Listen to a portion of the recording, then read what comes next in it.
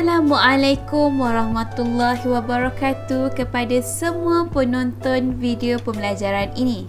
Hari ini kita akan belajar bersama Ustazah Syafiqah Nabila binti Razali tentang satu topik yang baharu dan sangat menarik untuk kita pelajari pada hari ini. Sebelum kita memulakan pembelajaran kita pada hari ini, marilah kita bersama-sama membaca doa belajar agar pembelajaran kita pada hari ini diberkati oleh Allah Subhanahu wa Ta'ala. A'udzu billahi minasyaitonir rajim. Bismillahirrahmanirrahim. Allahumma aftah alaina hikmataka wanshur alaina min khazaini rahmatika ya arhamar rahimin. Amin amin ya rabbal alamin. Baiklah, pada hari ini kita akan belajar satu topik yang baru, iaitu 7 kaedah mengeja kata pinjaman bahasa Inggeris. Apa itu kata pinjaman bahasa Inggeris? Nantikan bersama-sama.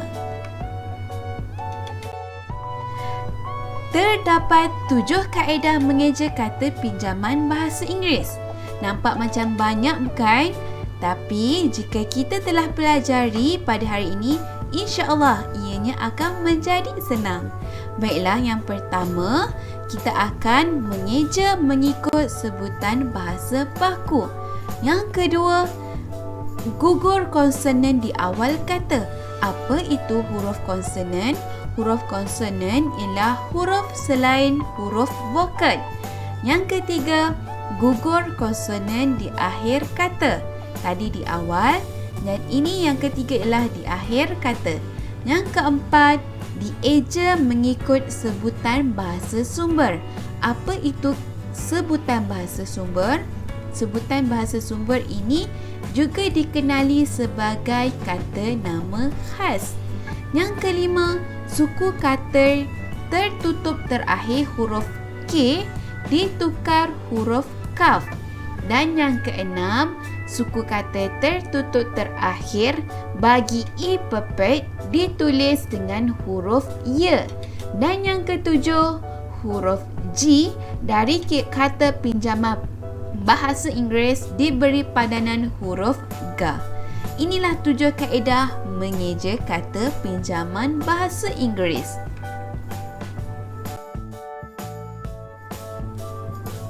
Baiklah, sebelum itu, Ustazah nak perkenalkan satu lagi kaedah untuk kita gunakan dalam mengeja kata pinjaman bahasa Inggeris ini. Mari kita lihat bersama-sama.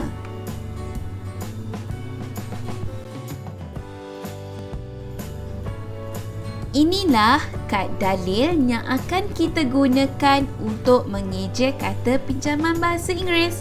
Kad dalil ini telah dicipta oleh Ustazah Dalilah Desa SK Membelai. Kad dalil ini terdapat huruf Rumi dan juga huruf Jawi yang akan kita gunakan untuk mengeja kata pinjaman bahasa Inggeris selepas ini.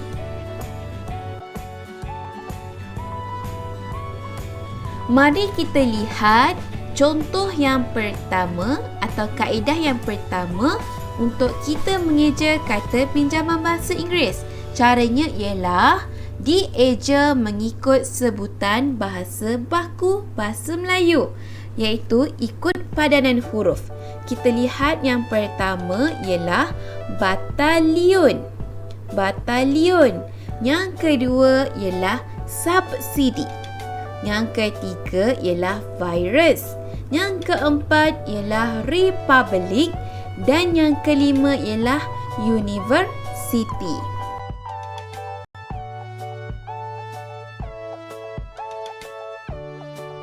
Baiklah, sebelum kita mengeja kata pinjaman bahasa Inggeris, kaedah ini yang perlu kita ikut. Yang pertama, kenal pasti dahulu suku kata. Yang kedua, Potong huruf vokal yang tidak perlu. Hanya 2 saja huruf vokal yang tidak perlu, iaitu huruf A dan juga huruf E pepet yang berada di dalam suku kata tertutup. Saya ulang, hanya huruf vokal A dan huruf E pepet yang berada di dalam suku kata tertutup. Yang ketiga, kaedahnya ialah padanan huruf yang akan kita gunakan iaitu kad dalil ini. Dan yang keempat ialah sambung huruf. Mari kita mengeja kata pinjaman industri. Yang pertama, huruf I. Huruf I ini kita perlu padankan dengan huruf alif ya, iaitu alif ya ini kerana ia di awal huruf vokal di awal suku kata. Huruf yang kedua ialah huruf N, iaitu kita gantikan dengan huruf nun. Huruf D dengan huruf dal, huruf U dengan huruf waw, huruf S dengan huruf sin, huruf T dengan huruf ta, huruf R dengan huruf ro dan huruf I dengan huruf ya.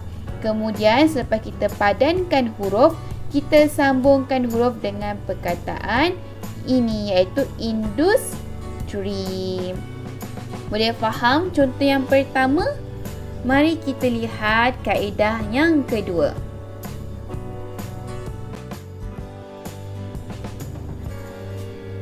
Baiklah, kaedah yang kedua ialah gugusan konsonan di awal kata hendaklah ditulis serangkai. Gugusan konsonan di awal kata ini yang dimaksudkan ialah ada 2 huruf konsonan di awal kata iaitu klinik, struktur, skrip dan juga psikologi. Kita lihat ada 2 atau 3 huruf konsonan di awal kata. Mari kita lihat bagaimana mengeja perkataan ini. Okay. Kita masih menggunakan kaedah ini. Yang pertama, kenal pasti suku kata. Okey, untuk suku kata struktur inilah struktur. Okey, struktur. Okey, kemudian potong huruf vokal yang tidak perlu. Ada ke huruf vokal A atau E pepet di suku kata tertutup? Ini bukan ya, sebab bukan huruf A atau huruf E pepet di suku kata tertutup. Kita lihat kaedah yang ketiga iaitu padanan huruf. Mari kita padankan huruf dengan kad dalil. Okey, huruf S ialah sin, huruf T ialah ta, huruf R ialah ro, huruf U ialah waw, huruf K ialah kaf. Dan suku kata seterusnya, huruf T ialah ta, huruf U waw dan huruf R ialah ro. Kemudian inilah perkataannya, struktur. Kaedah yang terakhir ialah sambung huruf. Inilah sambung huruf, struktur. Okey, boleh faham kaedah yang kedua? Mari kita lihat kaedah yang ketiga. Kaedah yang ketiga ialah gugusan konsonan di akhir kata. Huruf konsonan itu berada di akhir kata. Contohnya ialah sains, teks, vote, golf dan juga konteks. Kita lihat huruf konsonan berada di akhir kata. Kita lihat juga ejaannya ada sedikit berbeza, iaitu huruf terakhir perlu dijarakkan satu ataupun tidak bersambung. Okey, ini adalah special case bagi perkataan ini. Okey, dia ada perlu dijarakkan bagi huruf yang terakhir. Mari kita lihat kaedah mengeja. Yang pertama, kita pasti dahulu suku kata. Konteks. Konteks ialah suku kata dia. Kaedah suku katanya. Baiklah, yang kedua, potong huruf vokal yang tidak perlu. Kita dah ada ke huruf vokal A atau huruf E pepet di suku kata tertutup? Tidak ada, maka tidak potong. Yang kedua, padanan huruf. Kita lihat dah padankan huruf dengan kad dalil. Huruf K ialah kaf, O, waw, N, nun, kon. Huruf T ialah ta. Huruf I ialah ya, italing. K ialah kaf dan S ialah sin. Ini ialah konteks. Kemudian kita sambung huruf konteks di sini.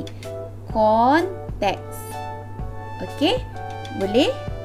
Untuk kaedah ketiga, kita akan lihat kaedah yang keempat. Baiklah, kaedah yang keempat ialah dieja mengikut sebutan bahasa sumber bahasa Eropah yang tidak diserap dalam sistem sebutan bahasa Melayu. Inilah yang Ustazah katakan nama bahasa Inggeris ataupun kata bahasa Inggeris yang digunakan kata nama khas seperti nama tempat. Kita perlu ikut sahaja padanan huruf kad dalil. Contoh perkataannya ialah homestay. Okey, kita perlu ikut sahaja kaedah padanan huruf kad dalil. Yang seterusnya ialah Georgetown. Georgetown ni nama tempat, iaitu kata nama khas. Okey, Georgetown. Okey, inilah ejaannya. Ikut sahaja padanan huruf kad dalil. Yang ketiga ialah Putra Heights. Okey, Putera Heights. Dan yang keempat ialah Afamosa. Efamosa. Kita ikut sahaja kata padanan huruf kad dalil. Inilah kaedah mudah untuk nombor 4.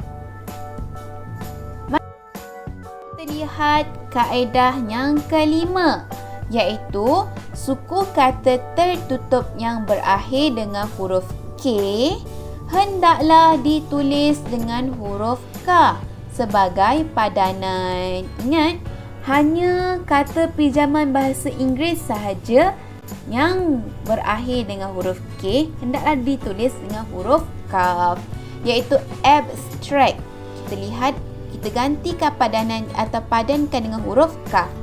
Yang kedua ialah taksi. Bukan di akhir saja, di tengah pun sama, iaitu taksi. Kita perlu tukar dengan huruf kaf. Okey, yang ketiga ialah plastik.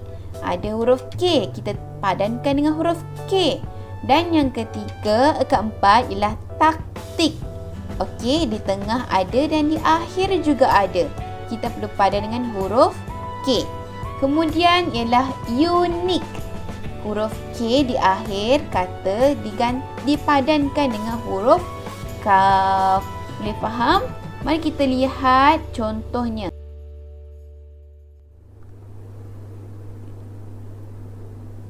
Berdasarkan kad dalil ini, kita perlu lihat kata pinjaman bahasa Inggeris awal dan di akhir kata perlu menggunakan huruf kaf.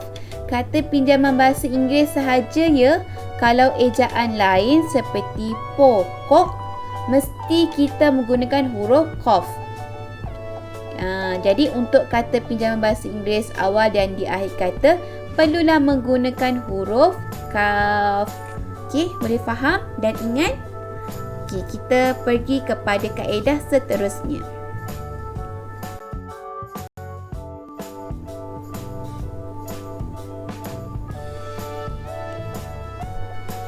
Mari kita lihat kaedah mengeja kata pinjaman yang berakhir dengan huruf kaf, iaitu taktik. Okey, yang pertama, kenal pasti dahulu suku kata, iaitu tak dan juga tik. Tak dan juga tik. Okey, kemudian potong huruf vokal yang tidak perlu. Ada tak huruf A atau huruf I pepet di dalam suku kata tertutup? Okey, ada, iaitu ini. Nampak tak A di suku kata yang tertutup? Okey, huruf T.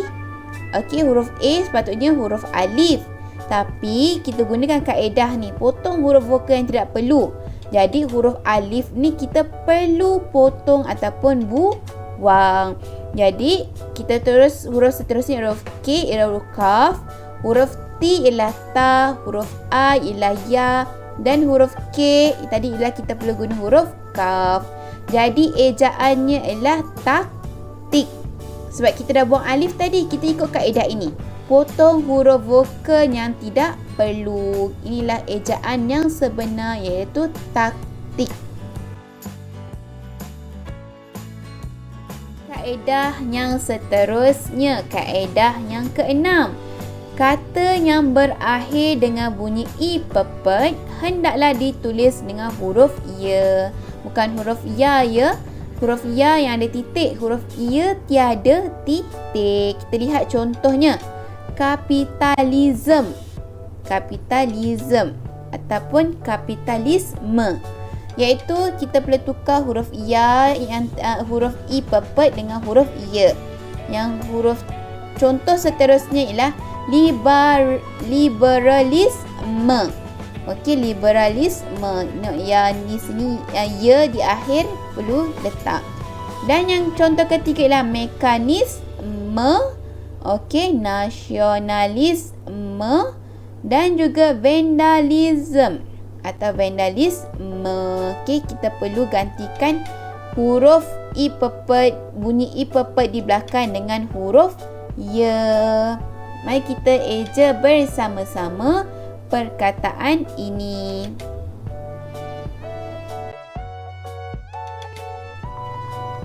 Kita lihat contoh ini, iaitu perkataan mekanisme atau mekanism. Yang pertama, kenal pasti dahulu suku kata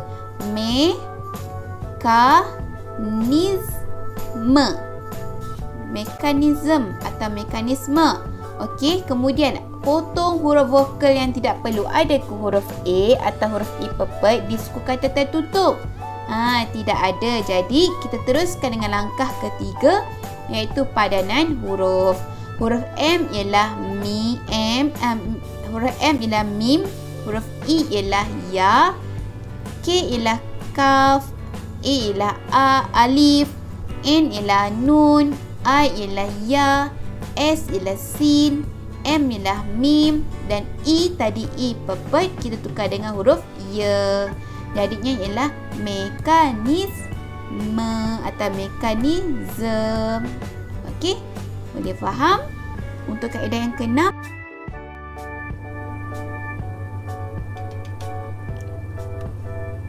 baiklah.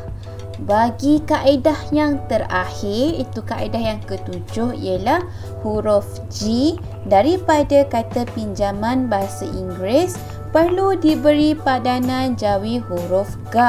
Walaupun huruf G ini kita sebut J, iaitu geografi, agenda, teknologi, generasi, tragedi.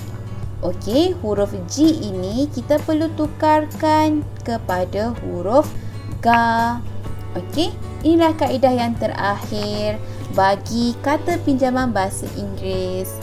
Selepas ini kita akan cuba perkataan yang lain sebagai latihan.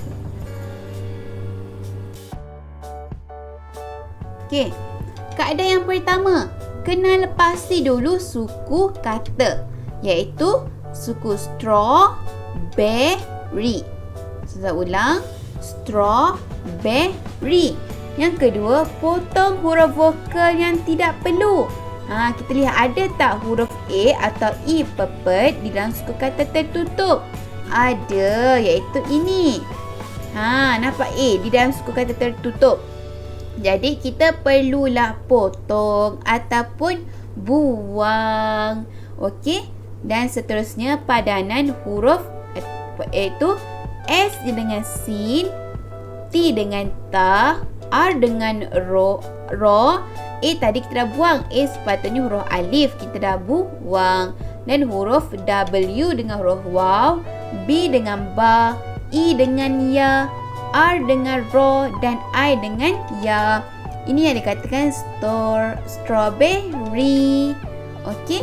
ejaan sebenar strawberry. Dia tak ada alif. Kerana kita gunakan kaedah tadi, iaitu potong huruf vokal yang tidak perlu. Okey, boleh faham ya kaedah yang ketujuh ini? Baik. Kita lihat contoh yang seterusnya, iaitu ialah burger. Okey, yang pertama, kenal pasti dahulu suku kata, iaitu burger. Burger. Okey, kemudian potong huruf vokal yang tidak perlu. Ada tak huruf A atau huruf E yang berada di suku kata tertutup? Ada di sini. E, burger. Okey, kemudian kita lihatlah, dah potong tadi E. Okey, kemudian kita padanan huruf. Huruf B dengan huruf ba, U dengan huruf waw, R dengan huruf ro. Okey, huruf G dengan huruf ga, dan E tadi kita dah potong sebab huruf vokal yang tidak perlu. Huruf ya tadi kita potong. Kemudian ke-6 ialah huruf R, huruf ro. Jadi perkataannya ialah burger.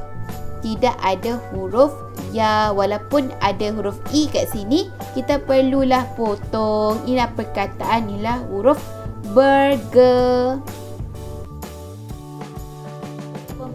Pun pembelajaran kita pada hari ini. Ustazah ada tinggalkan kuis untuk kita uji minda di bawah video ini. Bolehlah anda bersama-sama menjawab kuis soalan di bawah ini. Link di bawah ya. Semoga berjaya. Sebelum itu, okey, sebelum berakhir pembelajaran ini, sentiasalah keep in touch dengan media sosial, ataupun jika ada sebarang pertanyaan, boleh saja hubungi Ustazah di media sosial yang Ustazah terterakan ini. Semoga kita berjumpa lagi pada masa akan datang. Sekian, wabillahi taufiq wal hidayah. Assalamualaikum warahmatullahi wabarakatuh. Bye.